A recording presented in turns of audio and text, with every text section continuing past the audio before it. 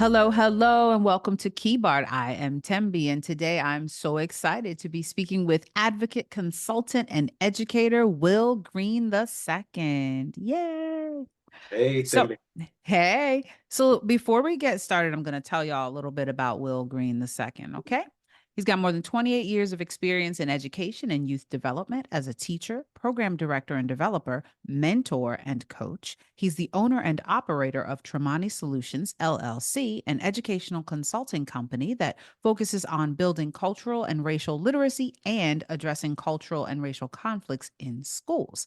Now, recent positions include the Assistant Dean of Community Relations in the Graduate School of Education at University at Buffalo, the Director of the Center for Urban Education, and the Director of School and Community Partnerships at Canisius University, the Regional Office Director at the New York State Network for School Youth Success, and the East Zone Leader with Say Yes Buffalo for their Buffalo Public Schools Community Schools Initiative. He's had many recent speaking engagements, including one at the sixth annual Teaching Black History Conference, including On Common Ground, Exploring Parks and Social Justice through Frederick Law Olmsted and Dr. Martin Luther King. Also on Buffalo What's Next on WNED NPR Radio, and White Rage, the unspoken truth of our nation's racial divide. Welcome, Will. Thank you. Thank you. I sound so important. You are so important. Man, that sounds weighty, all those titles It's and very all that other distinguished, stuff, right? right? If only they knew, hmm huh? Oh, wait a minute. So let's jump in. You call yourself a native son of Buffalo, New York. Talk about what Buffalo means to you and how the culture of that city influences your work in education and community. It's funny you asked this question. I was thinking about this recently, and talking about young people, and explaining to the people who I was having this conversation with, like, young people don't know the city that we grew up in. So I shared a story of going to the grocery store with my grandmother, pushing an old school wheeled shopping cart, her own shopping cart, and we fill it with groceries and walk back home. And all the businesses and the block parties and the camaraderie, the neighborhood football games, not league football games, but neighborhood football games where I learned to play with older gentlemen in my neighborhood. I mean, it was just such a time to be alive, such a time to grow up. Um, Unfortunately, this is probably, I think the fondest moments are pre 1990, but late 80s was just awesome. But then you get into the 90s, and I'm pretty sure the same thing was happening in Buffalo as in other urban or black communities, the influence of drug epidemic, crack epidemic, and everything else. But I finally remember just some real cool folk coming from Buffalo. Some real cool people that will pull you to the side, pull your coat, give you good information, send you on your way. I know when I went away to school, it was the Buffalo folks that was the livest. We were brave, you know what I'm saying? We would set the party off, we would have fun, but we also did our work. Just, blue collar city, but we had some real solid individuals. And that's what I try to represent all the time. And so when you're doing your work now, how do you represent that? How does that find its way into your work? Does it find its way directly or indirectly underneath all of the above? Yeah, I mean, all of the above. I mentioned to you, I'm the big 50 now, right? I'm 50 years old now. And, I think we kind of go through this process of developing our professional selves. And when I first came into work, my professional work right out of college, it was like, okay, well, how do I fit in? Right? I've always been an educator. We know or nationally, less than 2% of teachers are Black males. So I was always like one of very few. And the first part of my career, I tried to fit in. I tried to figure out a ways that I could fit into these spaces. But now that I've like come into fully understanding who I am, understanding the dynamics, understanding what I fully bring to the table, being my true, authentic, Black, joyful self, now they just kind of get what they get. And, in the interview process, I'm not bashful about sharing my experiences and who I am and how I got the way that I am. And I feel like, well, you knew who I was when you hired me. So you're going to get the full extent of that. And surprisingly, it's actually, I think, blazing pathways for other individuals like myself. And I continue to push the envelope. And I think that's exactly what I'm supposed to do in these positions. Living your truth, being your true self. I love that. You've worked for many years in education and youth development and advocacy for underserved communities. What fuels your passion for this work? The same thing, so not only did I see a flourishing black buffalo, I also saw the elements of the destruction of the black community. And, I felt that intensely because I lost a number of friends, a number of family members, to all the things that have come with this war that's been enacted on our communities.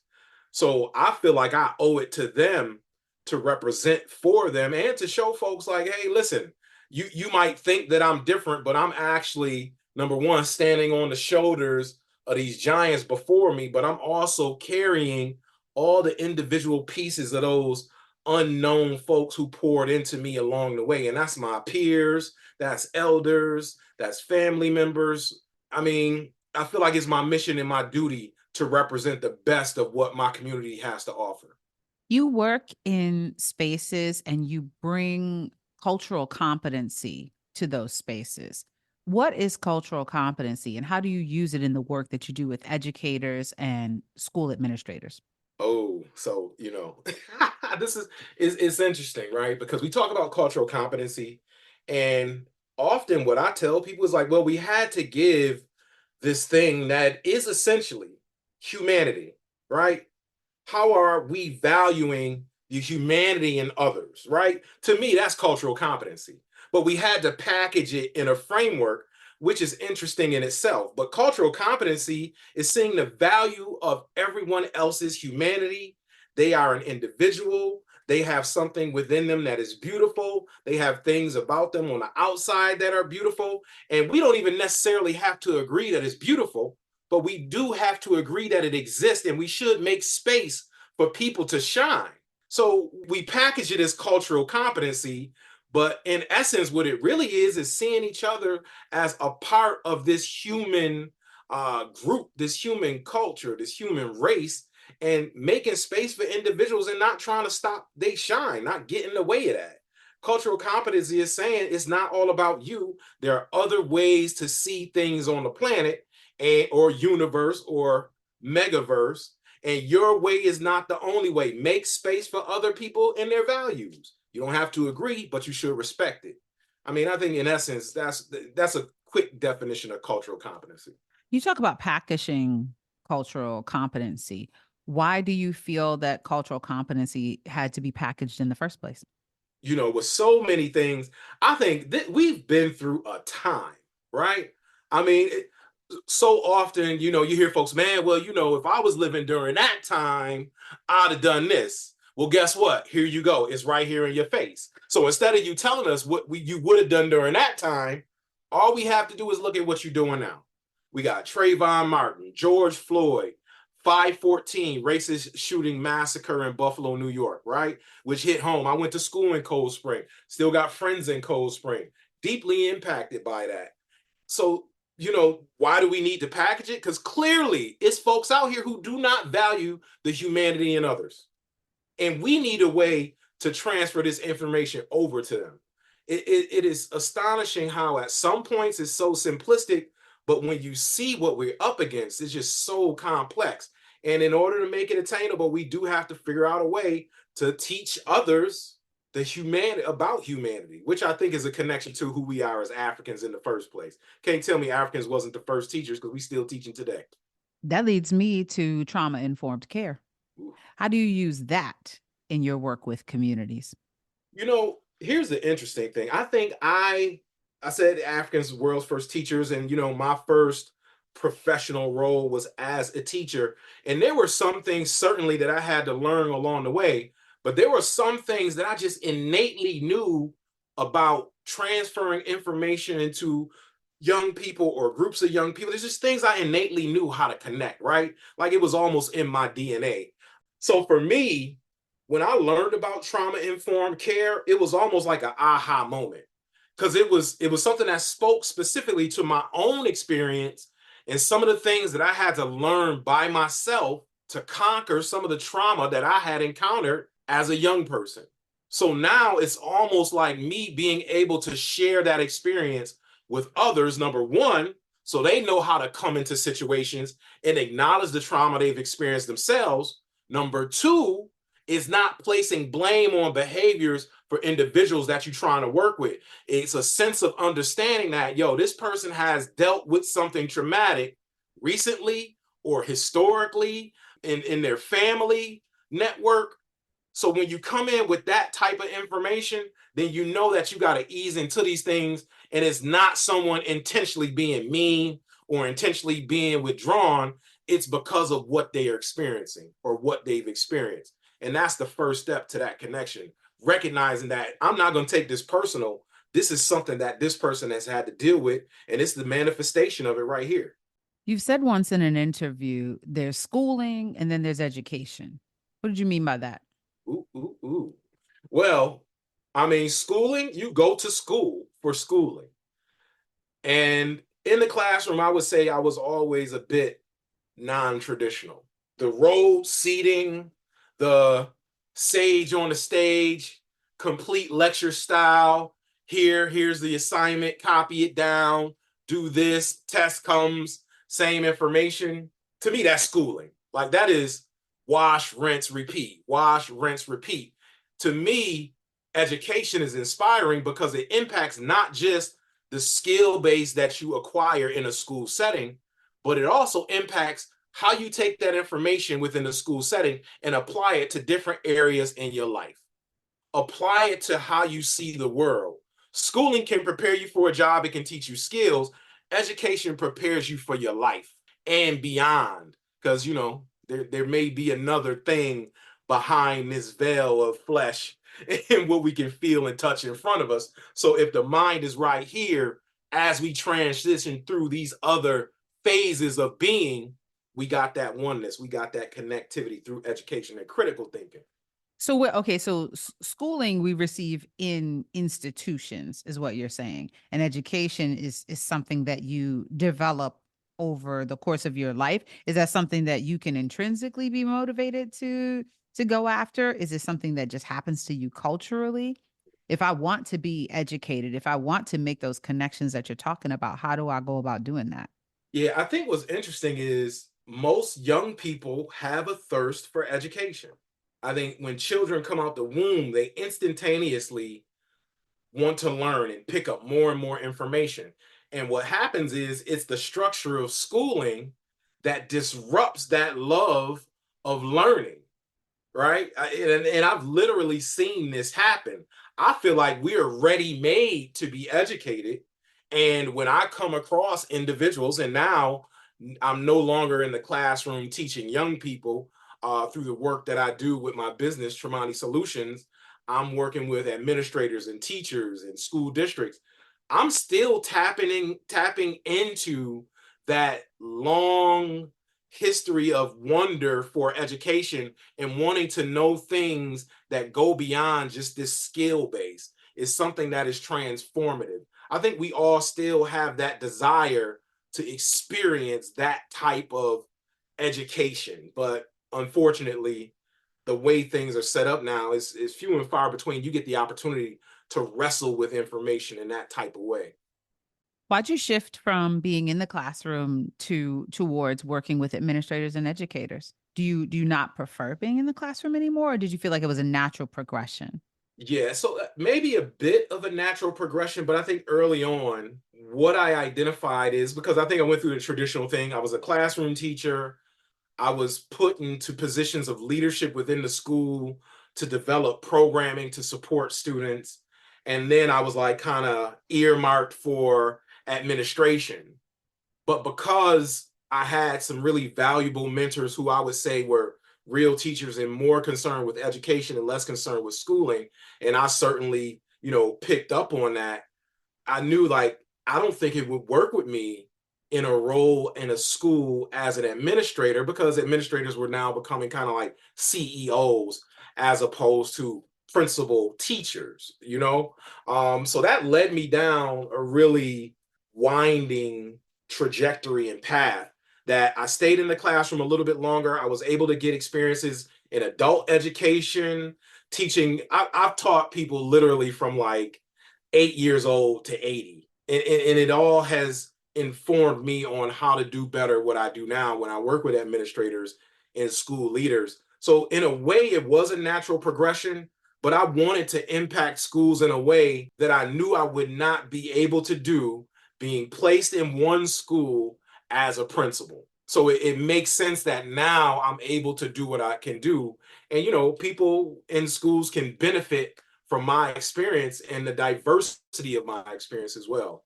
So I like to think it's a natural progression, but I think it was some other powers at work that got me to this point where I am now. But at the end of the day, when it's all said and done, I would love to go back to the classroom or some form of classroom setting and to work with young people because they're so smart. They're just so smart, you know.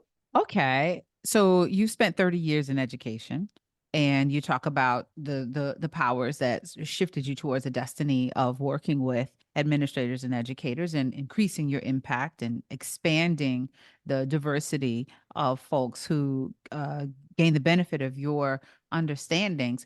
What core principles of teaching have endured with you over that 30 years? What did you bring with you that came from teaching? So the first one is love. And so I don't know, maybe some folks would debate it, but I think love manifests itself differently because a lot of times when we think of love, we think of the romantic love and the showering people with affection. What I learned about teaching is that you truly have to love the individual that you're teaching. And that doesn't mean like this babying or coddling or this sympathetic connection. It is this desire to see them grow and develop into their best self, the best and greatest version of themselves. And you got to love somebody to work with them through that process because a lot of times people don't even know there's a best version of themselves that even exists. In order for you to see that in someone that is demonstrating none of that, you have to love them. Not only do you have to love them, you have to love that process. And you have to love the transformative power of education.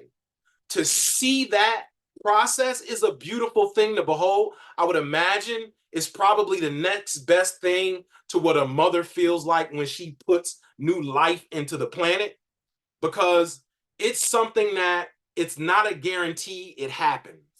But when you see that connection in someone who formerly believed that they couldn't, and then they could, and now they know that they can, there is nothing else better than to see that and to know that that journey in which you've participated in can have a tremendous impact on the outcome and future of the world. It's like no matter what else I've done on this planet, good or bad, I know that there is one thing that I've been blessed to be able to do, and I've participated in it fully with no other purpose but then to see that growth. So it's all love. It's all love.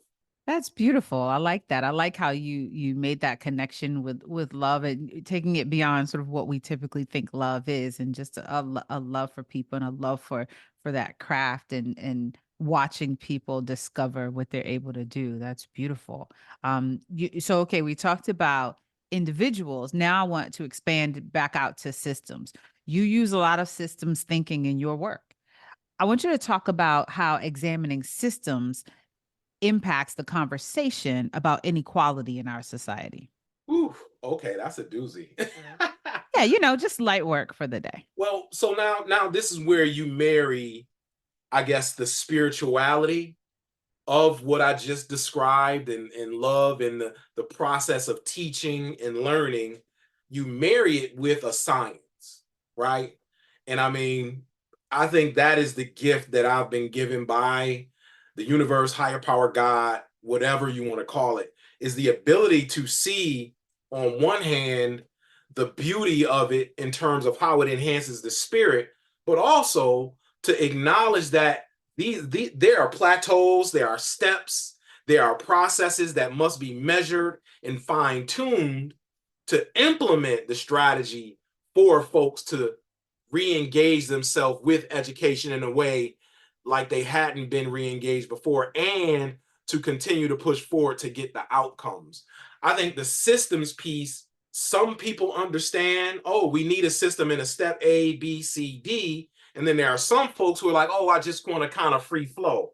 But even within the free flowing, there's a system. My goal is always to help people identify the system in which they are working in, whether it's a free flowing system or it's a strict system, and figure out how to take that system and retrofit it best for the community you're working in. So it's not just a system that works for one individual, it's a system that works for all individuals. And that's the nature of equity, right?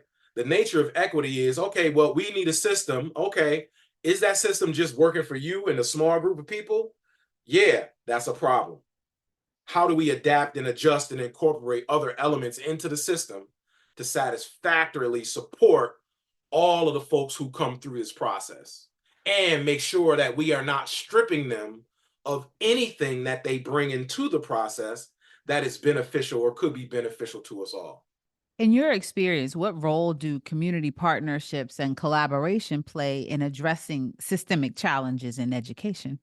I mean, if we're going to be serious about true change, right, then we have to have partnerships, because for so long in this country, and even continue, it's always been about one particular group. Or, when that group feels threatened, they allow a few other folks in, they assimilate, they take on the characteristics of the lead group, and then they disengage or disenfranchise the group that's left over.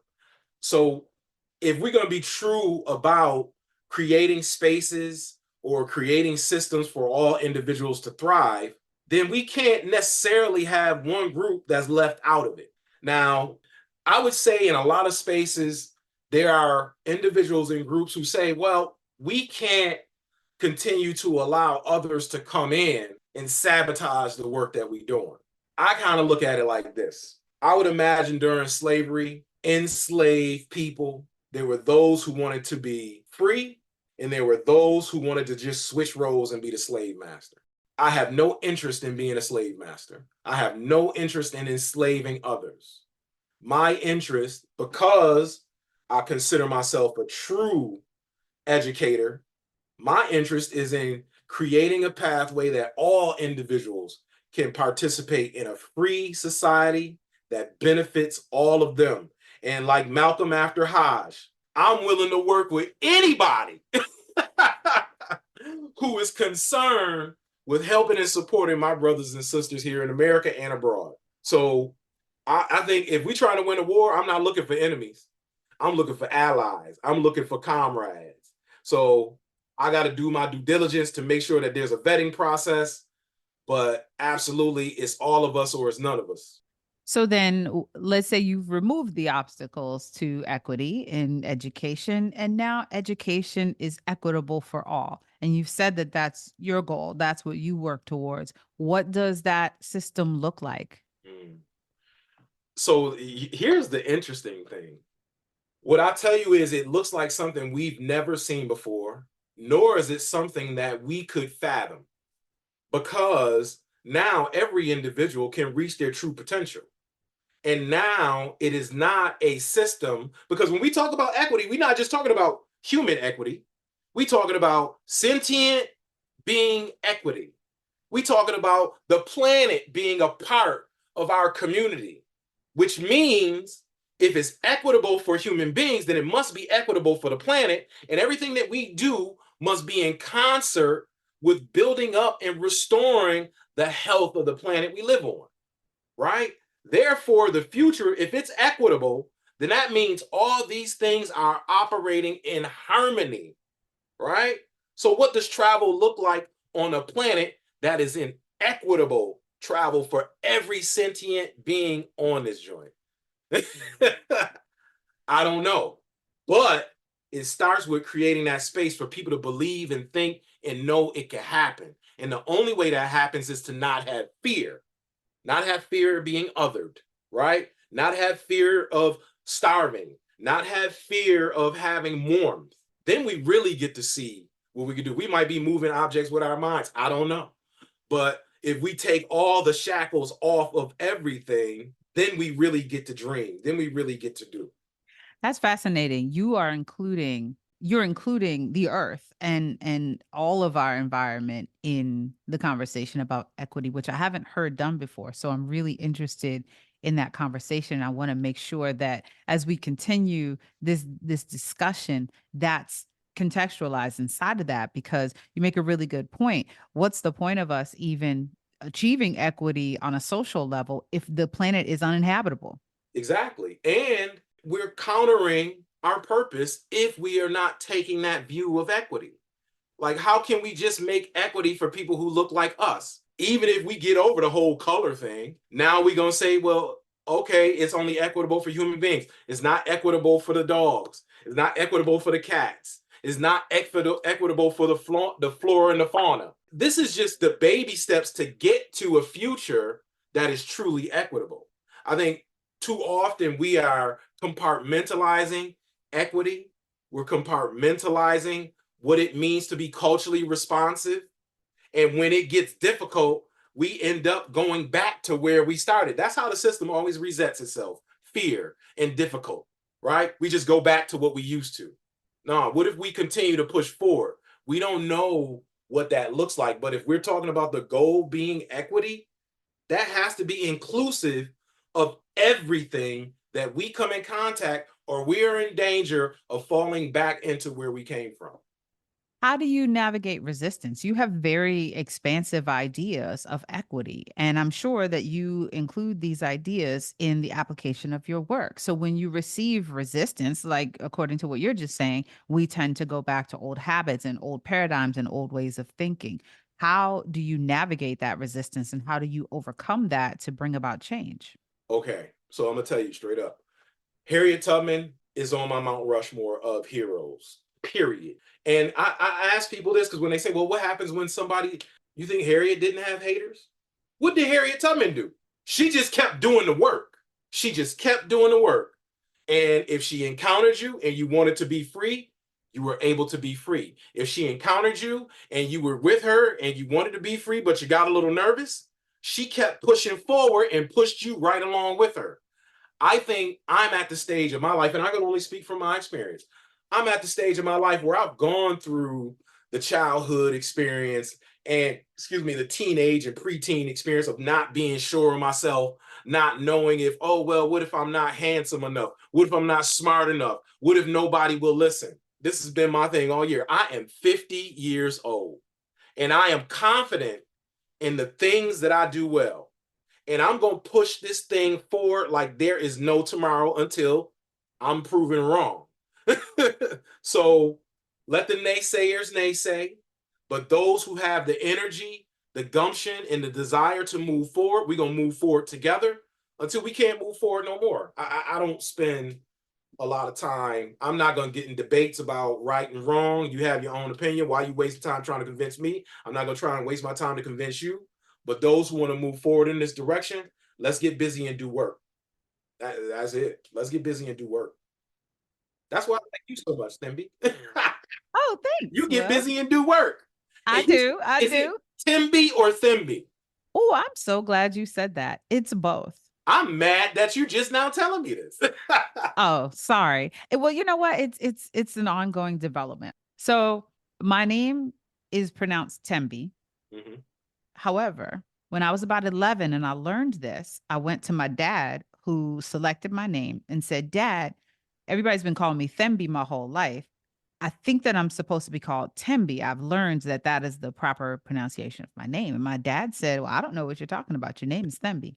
And I said, okay, we're done here. So that was a wrap. So out of respect for my dad, when I introduce myself, I say Thembi, but I respond to Tembi, and sometimes I even introduce myself as Tembi. So you'll hear both. And it's funny because people will ask me, because as you know, the pronunciation of your name is very important. And so you never want to be wrong when you're naming someone or, calling them their name. And so people will ask me, like, wait a minute, I've heard it two ways.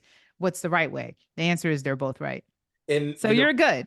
for you, that makes perfect sense. Doesn't it? Of Doesn't it course, fit you have two perfectly? correct names to pronounce your name, two correct ways to pronounce your name. Of course, you do. It fits me. And that's where I think most people don't give me any pushback when I explain that. They're like, "Oh, Yeah, makes okay. sense. Yep." Love it. I'm All glad right. you asked that So because I now was I can thinking be about that. interchangeable with it. That's even more fun. Right. Isn't that great? Interchangeable. And I am. I'm having fun being interchangeable with it. And I think, you know, in all seriousness, that speaks to exactly what you were just talking about, is this idea of not getting fixed and set in an idea to the point where you can't even move forward because you're so stuck in this is the way it's done. There's no other way. I can't imagine any other way to do it. And that's just a tiny example of how I explore flexibility and slight ambiguity in my own life and how that leads to change. Hmm. Love it. Love it.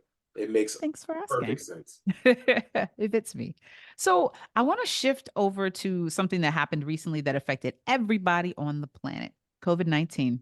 Yeah.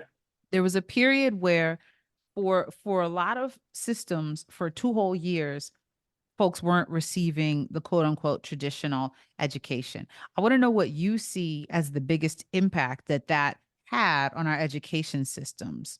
Well, so, I am one of those people that think that COVID-19 and the response, because you always have the thing and then there's the response to the thing. And we know that sometimes the response to the thing is so much more detrimental to the original thing that happened. So, speaking to that point, I don't think we handled it very well with our school systems in the United States. And the reason why, though, is because what it did was exacerbate something very specific. And from my experience, what we've lost is the connectivity between the school building and our communities. So when we decided to shift to virtual learning, and remember, these were the poorest, less resource school districts that had to shift, right? When we decided to shift, what I thought could have happened did not happen. And we basically attempted to carve out a piece of the classroom, lift it up out of the school, and drop it into the living rooms of our families with no acknowledgement of the familial structures that existed, no acknowledgement of how even the timing was off, because now parents no longer could rely on my child is gone for this amount of time, reasonably safe, reasonably fed, I get them back here, I can do these things and those things. So we didn't take into account the familial structure, nor did we bother to coordinate. And I'm talking about in mass. I know there are some schools that did really well with this. We just didn't coordinate with parents and families to say, hey, what type of instruction or education will work best for you and your family structure and how you live with your children? It was literally, oh, we just gonna change school to yoga living room and show up at this time, stay for this amount of time, and then the school day is done. So what you have is a scattershot response in terms of families, in terms of students showing up. Attendance dwindled horribly. We haven't recovered in terms of attendance for students, not just locally, but nationally. Nationally, there's a crisis for student attendance in schools. I think part of that is we don't know what happened to students while they were gone from under the watchful eye of mandated reporters in schools. We don't know what they experienced. We don't know what the trauma was like. We don't know a lot of things about the experiences that students had while away from schools. The largest thing is this: young people need safety. And for young people, safety equals consistency. For us, we can never imagine a time where we didn't have school as an option. Whether we went or not is another story. But we knew school was an option. We could go day in and day out. I'm not going to school today, but you could go if you chose to. We can't fathom what it's like to have a pillar of society like schools being removed. Not only are we removing the option for you to go to school, we're also telling you you must stay in your home. You can't go see grandma or granddad because they might get sick and die. You can't go outside. You can't. All these things to the minds of young people. We know about Maslow's hierarchy of needs and the development of young people. We ripped out a structure. And I'm going to tell you, the type of student, young man that I was that thought deeply about the world, if they would have removed school and allowed me to move to the next grade, the very next thought I would have had is, well, why should I ever go back? Why does it make any sense if at any point in time you can make the decision that I don't have to go? You can allow me to move to the next grade. Why do I ever have to come back then? It's like you revealed that the Wizard of Oz is just a man. The system does not have the power in the eyes of the children anymore. For the children, it's like, man, what's real is what I do every day. This society, y'all removed school one day and you gave me the grades to pass. Why should I believe in the system? And I think that is all those things have contributed to what we are now seeing in terms of the students in the return to school or they're not returning to school, performance of students. This is going to be a long time before I don't think we go back to normal. And let's be honest, normal wasn't working out so great for us anyway. Am I to conclude from what you said that you do not support distance learning? So I support distance learning, but I support it the same way with any type of learning. You need experts. It needs to be done with fidelity. I mean, it's not just something you figure out in a week and you just, you try to you put everything on a screen and say, here you go. Here's the thing. One of my issues when I was in the classroom, and this is before technology has gotten to the point it is now, but cell phones were around, YouTube and all this other stuff. And I'm like, internet was around.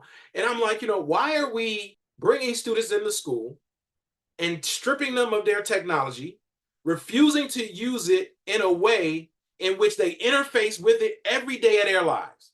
So what you're basically telling me is that when kids come to school, we are telling them to interact with the world in a way that they don't interact anywhere else. But outside of it, you could use the technology, you could play the games.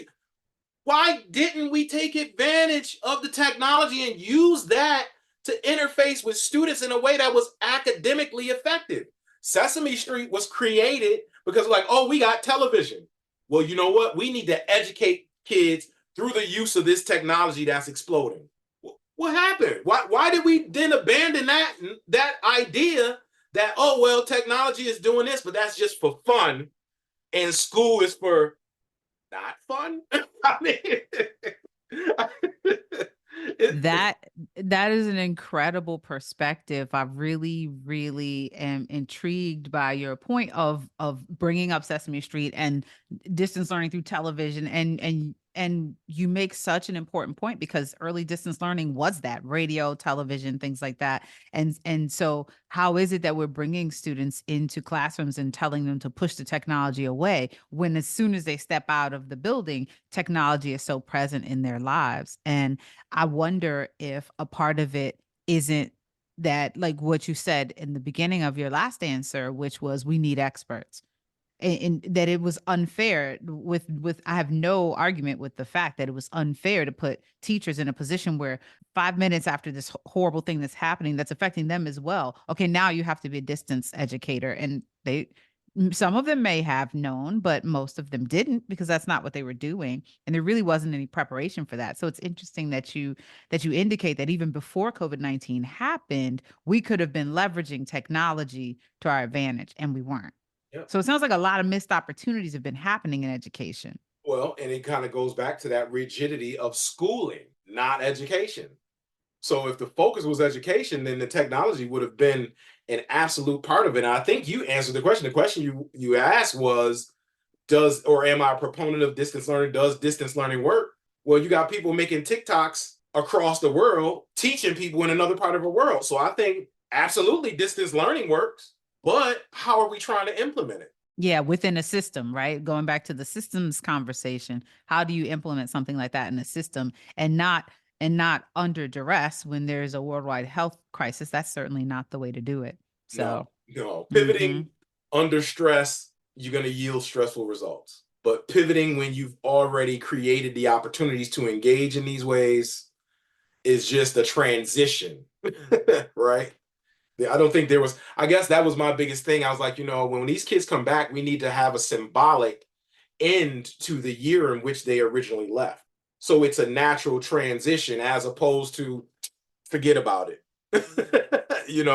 Hey, we're right back. Adults, we could do that easily. We're very learned at just moving on to the next thing. Young people need closure.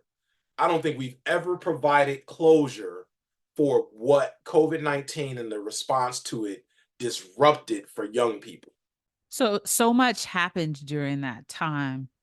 There was, you mentioned some of the violence that happened in terms of George Floyd and the national and international uprisings that happened as a result of that, as well as what happened in Buffalo.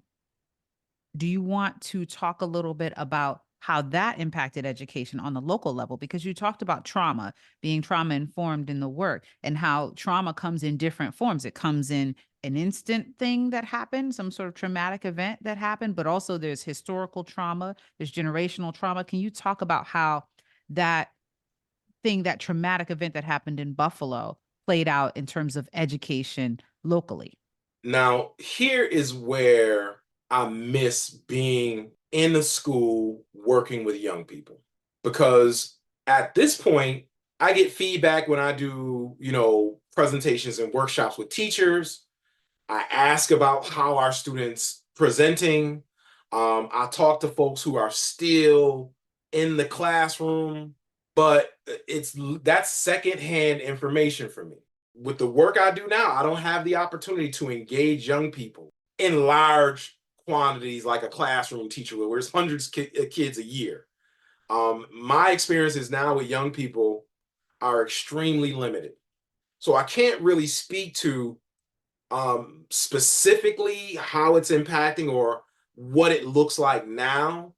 But what I will say is that it did create a hyper awareness in the community. And to a certain extent, the response to it was something of, okay, how do we package this response? How do we package the response to address a certain component of the issues that created this situation? And there's been a number of people, individuals, organizations that have responded in ways that I never thought would be possible in my lifetime, where they fully acknowledge that this was about racism and white supremacy. It was about the hatred of Black people. And these individuals and these organizations have doubled down on their efforts to support being anything but that. The anti-white supremacy, anti-racist, putting their money behind it, supporting individuals, finding folks and helping them. I'm relieved to have seen that and witnessed that. Because growing up in Buffalo, New York, and seeing the things that I've seen, of course, there was a shadow of doubt in my mind that people even would respond like that.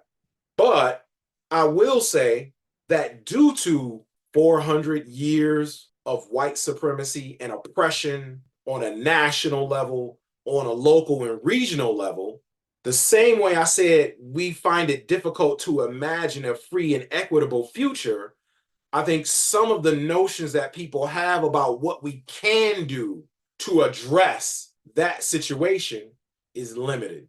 And it's my goal to continue to push, continue to advocate, continue to get the voice of those who've been impacted, who no longer had the energy to try to communicate with others who said they were going to help. I get it. They tired. They tired. But I'm going to do my best to make sure that their voices are heard, to convince them to continue to push on.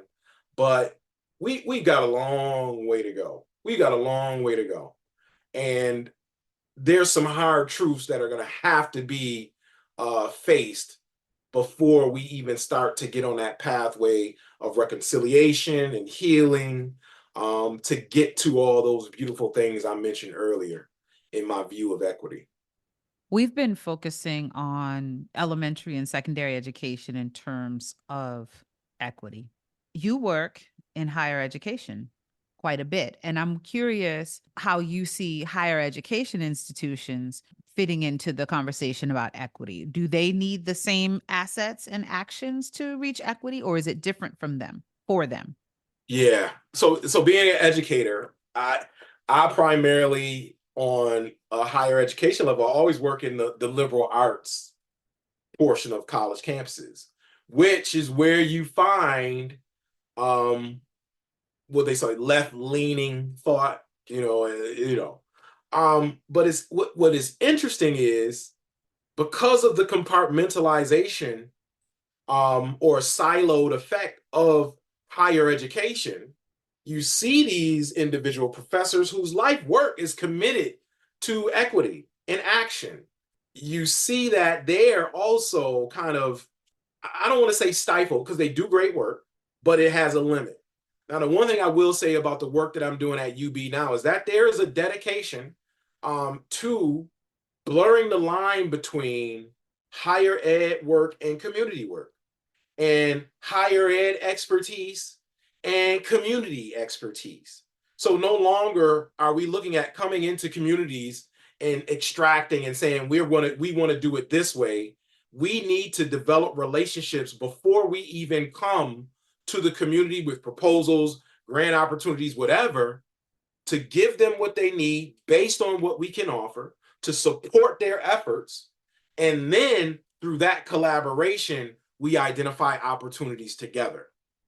Now, that is, even in liberal art colleges, that is a far cry from historically how universities and colleges have worked with communities.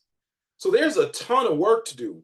But I'll tell you this, I see faces, and those faces who do the committed work in communities, no matter where they go. I've not seen as many people in positions to do it as I've ever seen before. Does that mean it's enough and it shouldn't be more? Absolutely not. Absolutely not. But I'm seeing progress. But once again, my job is to not look at the progress and be like, oh, yeah, good job, we're done. No, my job is to look at the progress and say, now look at the great work they're doing. We need more. We need more. We need more until I'm done walking out the door. And even walking out we need more. We need more. We keep pushing. We keep pushing. We keep pushing. Because Harriet Tubman, once again, Harriet Tubman didn't stop until she couldn't do it no more. Right? And she knew there was still work to do.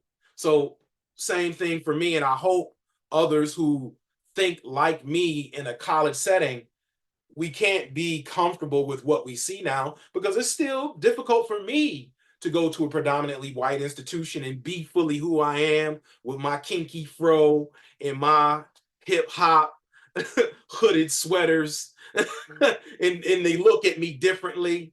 But I walk with my chest out, and when the opportunity comes for me to demonstrate my expertise, I demonstrate it. And the opportunity comes for me to bring someone from the community who can demonstrate expertise, we demonstrate it. But there's plenty of work to do. I'm appreciative of the incremental steps that have taken place to get us where we are, but no time to rest. Okay, you talked about your work in higher education and how folks who are employed by institutions can reach toward equity. Now, you and I both know that throughout history, youth and students, particularly college students, have been big parts of national and international movements toward social justice and toward equity.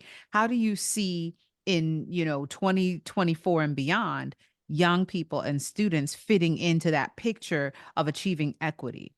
So I think we're actually witnessing this type of change because I would say young people in the workplace are less willing to dedicate their entire lives to their professional self. They are more, man, young people will leave a position in a minute if it is not satisfying a part of who they are that exists outside of the professional self.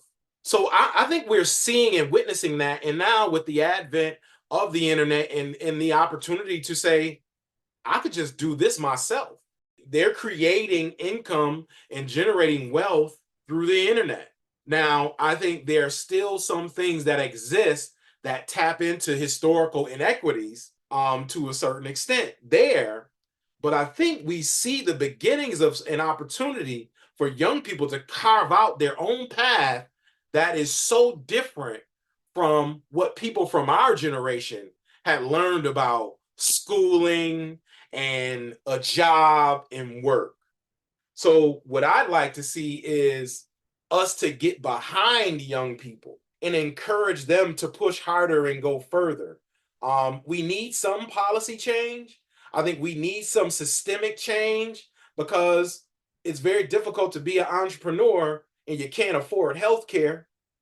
You know, that is the thing that's tying some folks back. And then we wonder why young people not having babies is because they're trying to chase a future and they know I can't afford to take care of the health care of a child, much less myself.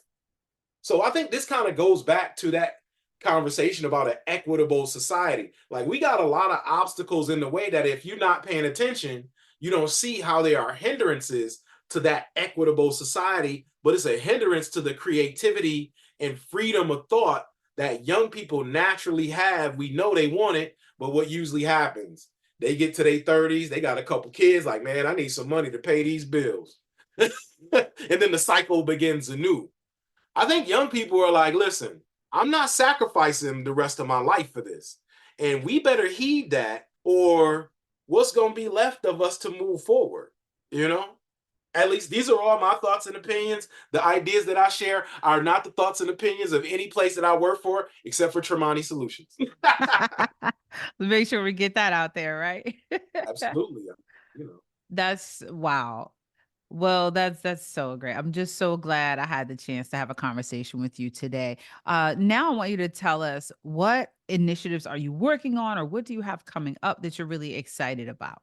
Whew, man, I'm at an interesting point in my life. So professionally, in terms of the work that I'm doing at UB, we've got this large scale tutoring project that could really be impactful for students in Buffalo Public Schools and some of the Area 1 BOCES schools.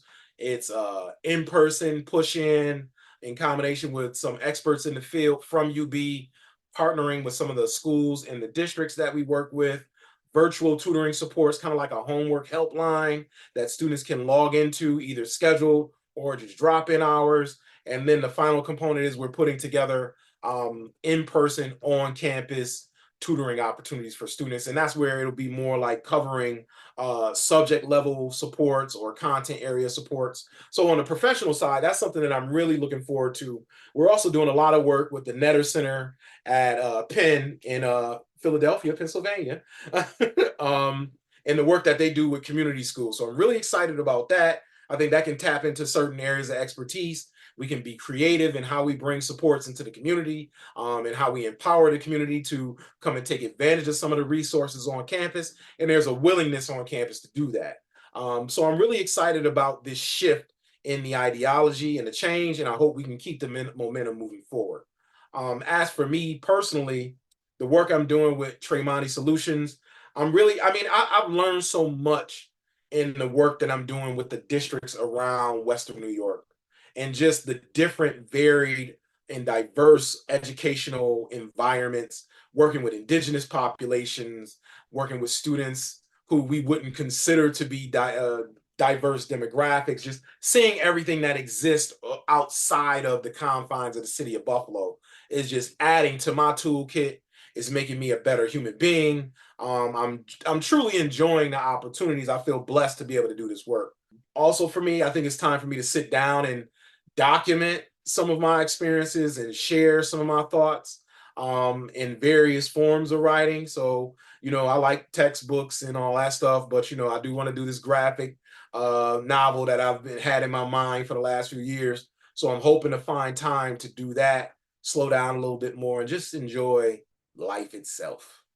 Thank you so much. What a Thank you. conversation.